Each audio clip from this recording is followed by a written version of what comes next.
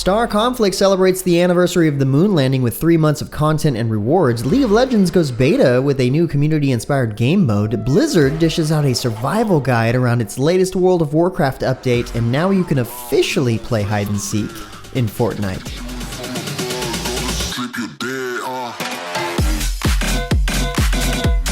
What's good, everyone? James Blonde here with a weekly recap for gaming news and announcements of the week of June 21st, 2019. And first up in the news this week, during their latest letter from the producers live stream, Final Fantasy XIV director Naoki Yoshida revealed some important updates concerning the Shadowbringers expansion. Crafting and gathering classes are being updated, with crafting classes having easier requirements to unlock existing recipes, as well as a major overhaul to the crafting UI. Both of these sets of classes will receive new actions, and there will be updates to the gathering log, including spawn timer information and the ability to add an alarm to remind you of spawn gathering nodes. The footage accompanying these updates also showed off a new dungeon, which itself is pretty cool too.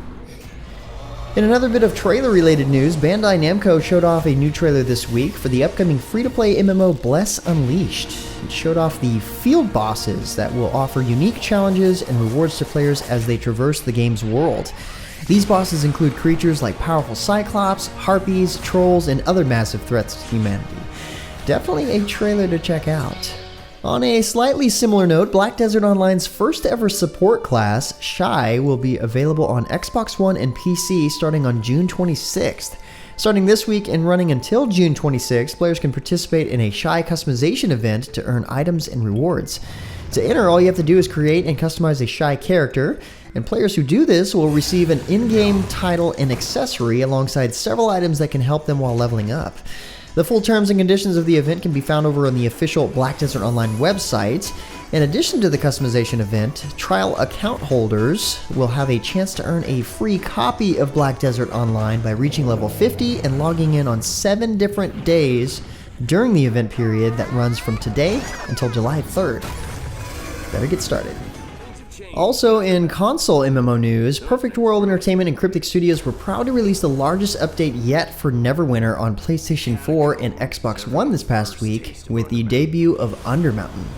Undermountain is a legendary setting in Dungeons & Dragons, and it delivers on having new adventure zones via the Yawning Portal social hub. Adventurers will encounter Durnan, voiced by Maze Arcadia Dungeon Master Rudy Rutenberg, proprietor of the well-known tavern and Cholten priest of Joaquin, Ubaya Uday, voiced by Dungeons & Dragons community alumni Satine Phoenix. These two guide players through all new content, including an Undermountain story campaign, exciting expeditions, a level cap increase to 80, an in-game dungeon, class powers and feats overhauls, a revamped boon system, a richer loot drop experience, and more. To celebrate Neverwinter's 6th anniversary, the Protector's Jubilee will bring a week of festivities to Protector's Enclave from June 20th to June 27th. There are free in-game items and fun, rewarding events from Elminster's Messages, Protector's Speech Skirmish, and Merchant Escort missions. All Jubilee activities provide figurines and renown, which can be used to purchase unique thrones, mounts, and fashion items only available during the week celebrating the game's 6th anniversary. What's more fun than Battle Royale? A Battle Royale with a prop hunt mode, of course. Prop hunt is a popular community mod that has finally been brought to life in Fortnite's creative mode thanks to the Stray Kite dev team. Players will face off in this intense game of hide and seek where hiders can turn into almost any object or prop on the map. The only objective is to evade the hunters and survive until the end. For the hunters, you must find and eliminate all of the hiders within the given time. Stray Kite has a featured island design for this game mode, but you're also able to make and use your own for up to 15 players at a time. Pretty effective way to make an already popular game even more popular. Bowl-Cut Studios announced that they have an upcoming top-down wizard brawler launching on Steam this fall. MageQuit, as it's known, will have 10 players doing battle with powerful spells and changing arenas filled with environmental hazards.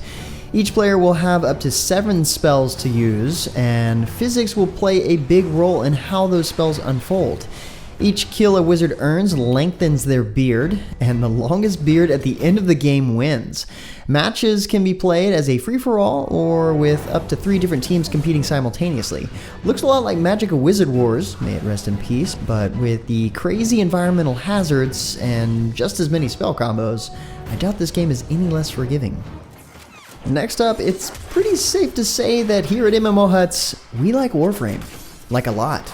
A lot. So much, in fact, that Jason wrote an article talking about why Warframe is awesome and why you should be playing it. Click on over to MMOHuts.com via the link in the description to check it out. It's a pretty good read, especially while you wait for Warframe to finish downloading. Also announced recently, Star Conflict's 1.6.3 update will celebrate the 50th year anniversary of the first moon landing. Known as the Moon Race update, Star Conflict will celebrate Neil Armstrong and Buzz Aldrin's landing on the moon. The Moon Race event will take place over 3 months with a host of in-game rewards.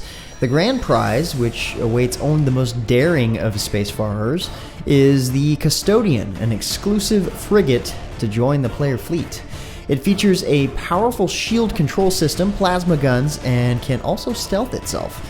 The Custodian is unlocked by clearing the last stage of each phase, and all players that participate can obtain it, whether they have the Lunar Pass or not. The Moon Race will consist of 3 phases, each made up of 30 stages. Pilots can fight in any Star Conflict game mode to gain the temporary in-game currency Xenochips, which can be used to unlock stages of the Moon Race. By unlocking stages, players gain different rewards ranging from in-game credits, experience boosters, unique cosmetic items, premium account boost license, and even premium ships. While the first and every 5th stage is open to all pilots, access to all of the stages are reserved only to buyers of the Lunar Pass. Battle Pass models are pretty much the norm now. It's official. Pretty cool long-lasting event though. Next up, Albion Online's 7th major update, entitled Percival, is coming soon. With it comes a ton of new content, some changes to personal banks, new mobs, and a whole lot more.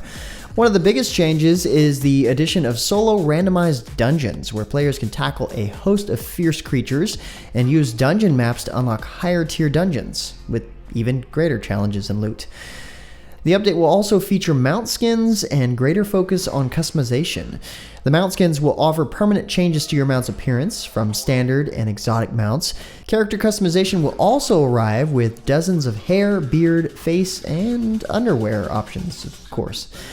Speaking of players, personal banks can be upgraded to streamline their appearance and increase storage. Albion Online's Percival update also brings newly designed mobs with never-before-seen abilities and skills. To combat them, players will also have new spells and abilities to a variety of weapons. Pretty decent-sized update if you ask me. Speaking of which, League of Legends' latest dev diary, Riot Please, offers insights into the meta, death recap, the client clash, and teamfight tactics, and upcoming game mode. This new game mode is Riot's take on the popular auto-battler game genre, with a uniquely League twist. In order to develop this mode with the community, Riot is releasing a beta version to quickly iterate on fan feedback. Once the new mode is stable, Riot plans to introduce a ranked teamfight tactics queue for players to enjoy. The death recap screen is being completely reworked as well to make it more accurate, helpful, and easy to read at a glance. For the full breakdown, the entire dev diary is available over at the site post at MMOHuts.com. Rise of Azshara, the latest content update for World of Warcraft Battle for Azeroth, arrives on June 25th. In anticipation of this, Blizzard has posted a handy survival guide to prepare players for what they'll encounter in the new content. The main focus of the update is opening Nazjatar to face off against the forces of Queen Azshara and eventually take on the Queen herself. There's also a new War Mode only quest that refreshes every 3 hours that involves capturing and holding strategic points.